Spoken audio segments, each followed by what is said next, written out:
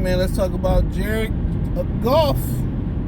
Had not so good game yesterday, and he one of them guys where everything got to be perfect for him to be successful. And when it's a drop off, he can't make nobody better. But a lot of people saying y'all still want to stick with Goff. If they did choose to stick with Goff and continue to wait to develop a team around the quarterback, or get a couple more pieces, it is what it is. But that's not how it's done, where you build a team and then you plug a piece. Russell Wilson is the exception with Seattle. You know what I'm saying? That's the exception. You gotta look at the franchise too. The franchise not about to play Goff and a first round rookie, presumably a top 5 rookie, to come in and sit on the bench. They run it like a car company. If they spending a certain amount of money on a player, they won't expect that player to play. Look at DeAndre Swift last year. Instead of letting DeAndre Swift heal and tank and let him heal and hit the offseason and tank for the number 1 pick, they forced him to go out there. See what I mean? So just think about that for a hot minute. So it's crazy. But that's just how they operate. They operated just like a car company. But like I said before about Jared Goff, when everything is good around him, you can buy time. And you go out and you wait and get a rookie too, and then you plug him in, right? You said we're gonna plug him in with everything right. You still gotta go through the development stages of him bumping his head. Russell Wilson still had to go through the development stages. So that's what you got to worry about. That's why a lot of people like to draft a quarterback, get a blind side for him, let the quarterback develop with the team. A lot of people like doing that, letting the quarterback grow up with the team.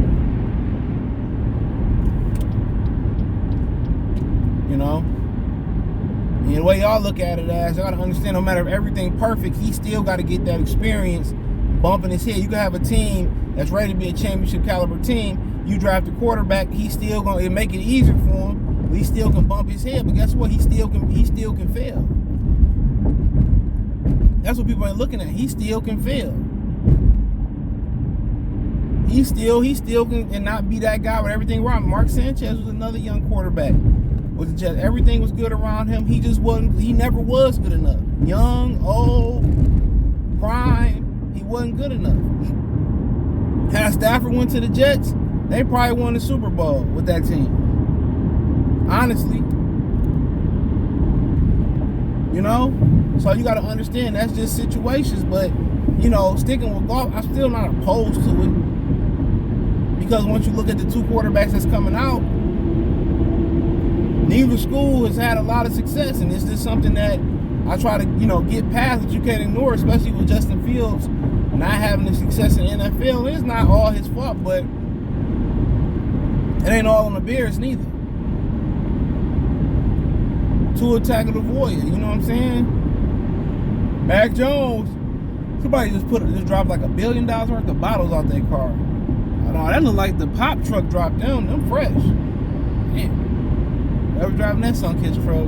What had happened was, but Mac Jones losing to Bailey Zappi. Lions had a chance to get Bailey Zappi too. So you got to understand too, them schools that have much success don't know much about the Davis from Kentucky. I don't know much about him neither, but if you feel like the guy ain't in that draft, you got to move on. And when I was trying to explain people about Malik Willis, the difference between Malik and Bryce Young is Malik is built. He built for the grind. Bryce Young,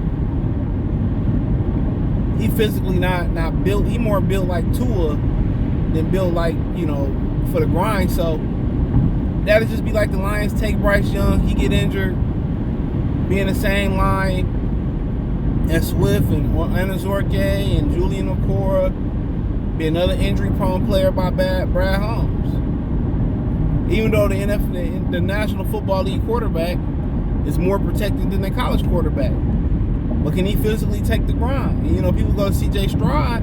I just don't see it. I see him feasting on, and I have to look at the tape, so I'll put an asterisk there. But I see him feasting on lesser schools. But when it comes time to play the better schools, he don't make the plays that he should make.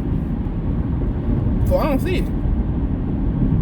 Then everybody act like they see how good he is and all that. He feasting on get back state and, you know, get in the trunk U and all that type of shit. You know, he not feasting on no elite teams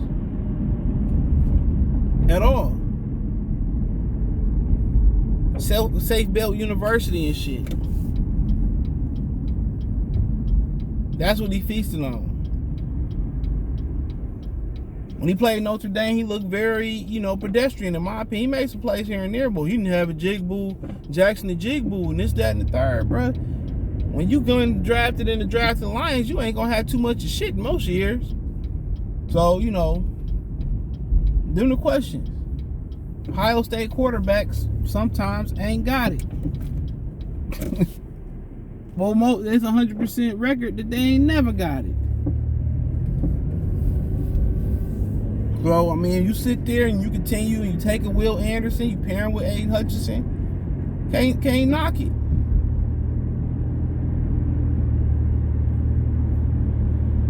I don't think Bryce Young and C.J. Stroud is can't miss. I don't. But that's for a later video. So, I mean, you got options with Goff. And I think, you know, you depending on DeAndre Swift and not looking at, you know, Kenneth Walker III, who had another huge game the other night. Not looking at Breece Hall with towards ACL, but was coming on hot. You see why? I mean, you look at a guy like Jaquan Brisker from Chicago. He balling at safety. Absolute balling. He looked like a stud. All three of them look like studs when they're healthy. So, you know, it is what it is. It is what it is. You know, but like I said before, Goff lost a lot of help out there, man. Amon-Ra St. Brown, Josh Reynolds kind of hobbled. No DJ Shark, no Jameson Williams.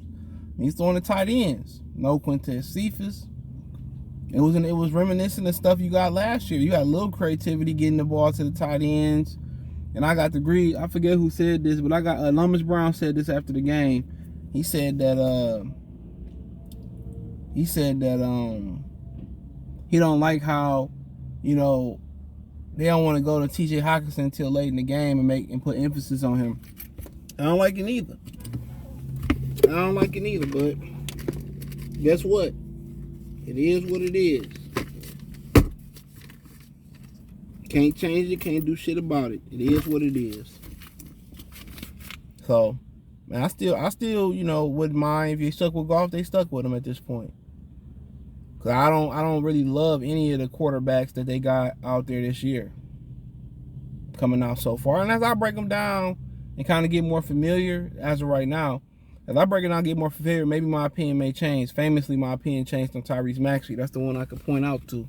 So maybe my opinion may change, but they definitely do need to look at the future. But we'll see. But thumbs up the video, share the video, subscribe to the channel, next subscribe button, it's the bell icon button. Hit all notifications, increase your chance to get notifications. We go live and drop video. Financially, you want to support the channel, Cash App, $CJGood313, Venmo, CJGood313, PayPal link description. Hit the link tree, find me on Twitch, Twitter, Instagram, Spotify, Anchor, Cash App, Venmo, PayPal, Apple Podcasts, Google Podcasts, the whole nine. Check out Detroit Lions Talk playlist for more videos like this. Peace.